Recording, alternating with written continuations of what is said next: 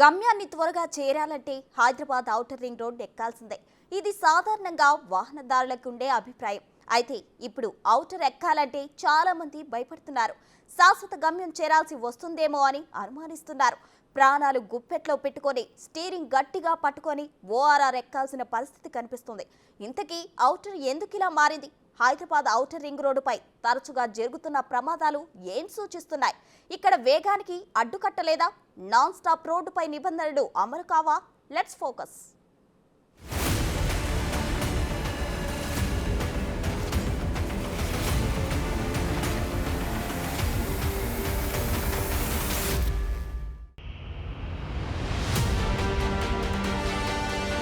Outer ring road ఎక్కితే అంతేనా?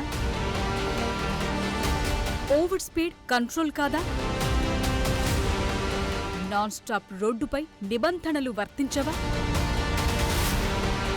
నానాటికి పెరిగిపోతున్న మరణాలు ఆగేదిలా.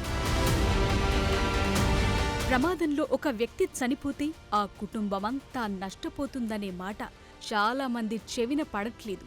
అందుకే హైదరాబాద్ మహానగరానికి తలమానికంగా ఉన్న నెహ్రూ ఔటర్ రింగ్ రోడ్ ఇప్పుడు మృత్యు రహదారిలా మారుతుంది.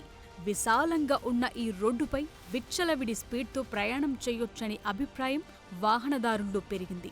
ఫలితం నానాటికి పెరుగుతున్న ప్రమాదాలు. ఓఆర్ఆర్ ఎక్కితే ట్రాఫిక్ లేకుండా హాయిగా ప్రయాణం చేయొచ్చు. కానీ ఈ నాన్ స్టాప్ రోడ్డుపై అక్కడక్కడా సేద తీరే లారీలు, విచక్షణ రహితంగా రెచ్చిపోయే వాహనాల స్పీడ్, ఇలా పలు కారణాలు ఎన్నో కుటుంబాలను కన్నీట ముంచుతున్నాయి. ఎంతో మందిని మృత్యు కౌగిల్లోకి పంపుతున్నాయి. తాజాగా భారత రాష్ట్ర సమితి నేత, సికింద్రాబాద్ కంటోన్మెంట్ ఎమ్మెల్యే లాస్యా నందిత కూడా ఓఆర్ఆర్కు బలయ్యారు. పటాన్ చెరు ఔటర్ రింగ్ రోడ్పై ఘోర ప్రమాదంలో దుర్మరణం పొందారు. ఫిబ్రవరి 23 తెల్లవారుజామున ఎమ్మెల్యే లాస్యా నందిత ప్రయాణిస్తున్న కారు సంగారెడ్డి జిల్లా అమీన్పూర్ సుల్తాన్పూర్ ఓఆర్ఆర్ వద్ద అదుపు తప్పి ముందుగా వెళుతోన్న లారీని ఢీకొట్టింది. ఆమె పిఏ కారు నడుపుతుండగా ఈ ప్రమాదం చోటు చేసుకుంది. కాగా ఈ ప్రమాదంలో ఎమ్మెల్యే లాస్యా నందిత అక్కడికక్కడే మృతి చెందారు. సదాశివపేటలో ఓ కార్యక్రమానికి హాజరైన లాస్యా నందిత తిరిగి హైదరాబాద్ వస్తుండగా ఓఆర్ఆర్పై ఓ దుర్ఘటన చోటు చేసుకుంది. ఇటీవలే దివంగత ఎమ్మెల్యే సాయన్న ప్రథమ వర్ధంతి ఫిబ్రవరి 19న నిర్వహించారు.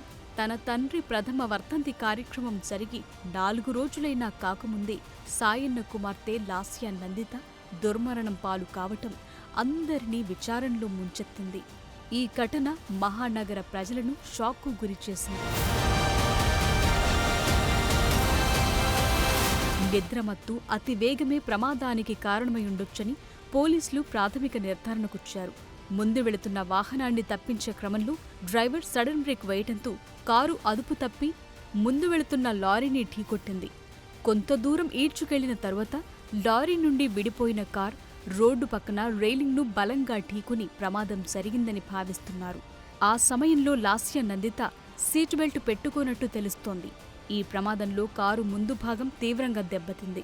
వెనుక సీట్లో కూర్చున్న ఎమ్మెల్యే తలకు బలమైన గాయం కావటంతో స్పాట్లోనే కన్నుమూసినట్లు తెలుస్తోంది. గతంలోనూ ఎన్నో ప్రమాదాలు మన కళ్ల ముందున్నాయి. 2011లో రోడ్డు ప్రమాదంలో మంత్రి కోమటిరెడ్డి వెంకట్రెడ్డి కుమారుడు ప్రతీక్ రెడ్డి మరణించాడు. ప్రతీక్ రెడ్డితో పాటు సుచిత్ రెడ్డి, చంద్రారెడ్డి అనే యువకులు కూడా ఈ ప్రమాదంలో మృతి చెందారు. ఎదురుగా వస్తున్న గొర్రెలను తప్పించబోయి ప్రతీక్ రెడ్డి కారు డివైడర్కు ఢీకొట్టింది. హైదరాబాద్ ఔటర్ రింగ్ రోడ్ సమీపంలోని సర్వీస్ రోడ్డులో ఈ ప్రమాదం సంభవించింది. అలాగే 2017లో ఔటర్ రింగ్ రోడ్పై నటుడు రవితేజ తమ్ముడు భరత్ ప్రాణాలు కోల్పోయాడు. బ్రేక్ ఫెయిల్ అయి ఆగి ఉన్న లారీని వెనుక నుండి ఢీకొనడంతో ఆయన అక్కడికక్కడే మృతి చెందారు. శంషాబాద్ నుండి గచ్చిబౌలి వెడుతుండగా ఈ ప్రమాదం జరిగింది. ఇక 2022లో శంషాబాద్ కాంగ్రెస్ లీడర్ ఫిరోజ్ ఖాన్ కుమార్తె తానియా ఖాన్ ఇదే ఓఆర్ఆర్పై ప్రాణాలు కోల్పోయారు. పార్టీకి హాజరైన తానిక స్నేహితులతో కలిసి కారులో వెళుతుండగా అదుపు తప్పి డివైడర్ను ఢీకొట్టింది. ఈ ఘటనలో మరో 3 కూడా ప్రాణాలు కోల్పోయారు. ఇలా చెప్పుకుంటూ పోతే ఓఆర్ఆర్పై అజాగ్రత్త ఎంతో మంది ప్రాణాలను బలి తీసుకున్నారు. విజయవాడ, బెంగళూరు, ముంబై, నాగ్పూర్, వరంగల్ హైవేలకు కనెక్టివిటీగా 160 కిలోమీటర్ల పరిధిలో ఓఆర్ఆర్ ఉంది. దీనిపై రోజు సగటున 1.44 లక్షల వాహనాలు ప్రయాణం చేస్తుంటాయి. హైవేలకు ఔటర్ కనెక్టివిటీ ఉండడంతో దూర ప్రాంతాలకు వెళ్లే వాళ్లు ఔటర్ను ఎంచుకుంటున్నారు. రోడ్డు విశాలంగా ఉండడంతో హైస్పీడ్తో దూసుకెళ్తున్నారు. దీంతో ఔటర్ రింగ్ రోడ్పై ప్రమాదాలు కొత్తేమీ కాదన్నట్లే ఉంది పరిస్థితి. ప్రతి ఏడాది వందల సంఖ్యలో ప్రమాదాలు నమోదవుతున్నాయి. ఓఆర్ఆర్పై ప్రమాదాల సంఖ్య 2022లో 170 జరగ్గా 2023లో 216 ప్రమాదాలు నమోదయ్యాయి. మరణాలు దాదాపు 3 రెట్లు పెరిగాయి. 2023లో ఓఆర్ఆర్పై ప్రతి 4 నుండి 5 రోజులకు ఒక వ్యక్తి ప్రాణాలు కోల్పోయాడు. ప్రతి 2-3 రోజులకు ఒక వ్యక్తి గాయపడ్డారు. గతేడాది ఔటర్ రింగ్ రోడ్లపై 216 ప్రమాదాలు జరగ్గా ఇందులో 81 మంది మృత్యువాత పడ్డారు. 135 మంది అతి వేగంతో ప్రయాణిస్తూ గాయపడ్డారు. గతేడాది రోడ్డు ప్రమాదాలు 12% పెరిగినట్లు నివేదికలు చెప్తున్నాయి. 160 కిలోమీటర్ల ఔటర్ రింగ్ రోడ్పై 19 టోల్గేట్లుండగా అతి వేగం నియంత్రించేందుకు పలుచోట్ల స్పీడ్ గన్స్ ఏర్పాటు చేశారు. అవి వాహనాల వేగం గుర్తించి ఆ వివరాలు రోడ్డు నిర్వహిస్తున్న వారికి వెళతాయి. అయితే అతి వేగంతో వెళ్లే వాహనదారులకు చలాన్లు వేసే అధికారం హెచ్జీసీఎల్కు లేకపోవటం వల్ల అక్కడితోనే ఆగిపోతున్నారు. ఇక ప్రతి టోల్గేట్లు తప్పనిసరిగా మారిన ఫాస్టాగ్ ద్వారా వాహనదారులు వేగం గుర్తించేందుకు అధికారులు వ్యవస్థను రూపొందించారు. ఓ టోల్గేట్లో ఫాస్టాగ్ చేసి బయలుదేరిన సమయం, మరో టోల్గేట్కు ప్రవేశించిన సమయం ద్వారా ఆ వాహనం వేగాన్ని నిర్ధారిస్తున్నారు.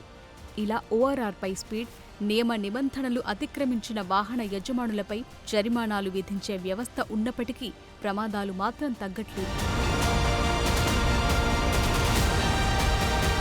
ఔటర్ రింగ్ రోడ్పై వేగంగా దూసుకెళ్తున్న వాహనం ఫిక్స్డ్ లైన్లలో ఫిక్స్డ్ స్పీడ్తో వెళుతుందా లేదా అనే విషయాన్ని చాలా మంది పట్టించుకోరు. భారీ జరిమానా తప్పదని హెచ్చరికలు ఉన్నా పట్టించుకునే పరిస్థితి లేదు. గతంలో ఉన్న రూల్స్ను కఠినతరం చేస్తూ పోలీసులు ఎప్పటికప్పుడు నిర్ణయాలు తీసుకుంటున్నా ఫలితం లేదు. హెచ్ఎండిఏ అధికారులు గంటకు 120 కిలోమీటర్ల వేగాన్ని ఫిక్స్ చేసిన తరువాత దాన్ని రివైజ్ చేస్తూ 100 కిలోమీటర్లకు మించి ప్రయాణించకూడదంటూ కండిషన్స్ కూడా పెట్టారు. ఆ తరువాత సేఫ్టీ మెజర్స్ పెంచామని, మరిన్ని జాగ్రత్త చర్యలు చేపట్టామనే కారణంతో అధికారులు మళ్లీ గంటకు 120 కిలోమీటర్ల గరిష్ట వేగానికి పెంచారు. అయితే ప్రభుత్వం వేగాన్ని ఎలా మార్చినా కొందరు వాహనదారులు మాత్రం తమ ఆనందమే అవధిగా రెచ్చిపోతూ ప్రాణాల మీదకు తెచ్చుకుంటున్నారు.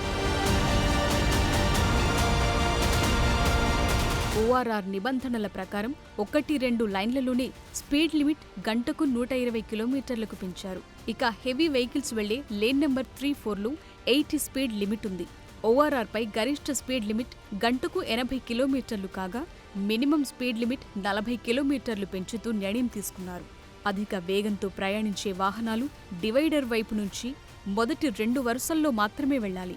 వేగాన్ని తగ్గించాలని అనుకుంటే వెనుక వైపు మరో వాహనం రావట్లేదని నిర్ధారించుకున్న తరువాతే పక్క వరుసల్లోకి వెళ్లాలి. కానీ వాహనాలను ఓవర్టేక్ చేసి ముందుకెళ్లే తొందరలో ఇష్టానుసారం వరుసలను మార్చుతూ దూసుకెళ్తున్నారు. ఎదురుగా ఉన్న వాహన వేగం అకస్మాత్తుగా తగ్గించడంతో వెనుక నుంచి ఢీకొడుతున్నారు. అప్పటికే 120-160 వేగంతో వాహనం ప్రయాణిస్తుండటంతో ప్రమాద తీవ్రత ఎక్కువగా ఉంటుందని అధికారులు చెప్తున్నారు. అయితే కొందరు అవగాహన లేక, ఇంకొందరు నిబంధనలను అతిక్రమిస్తూ ఏ వరుసలో ఉన్నా తమ ఇష్టం వచ్చిన వేగాన్ని కొనసాగిస్తుంటారు. ఈ బాధ్యతారాహిత్యమే ఇప్పుడు ప్రాణాలను తీస్తోంది.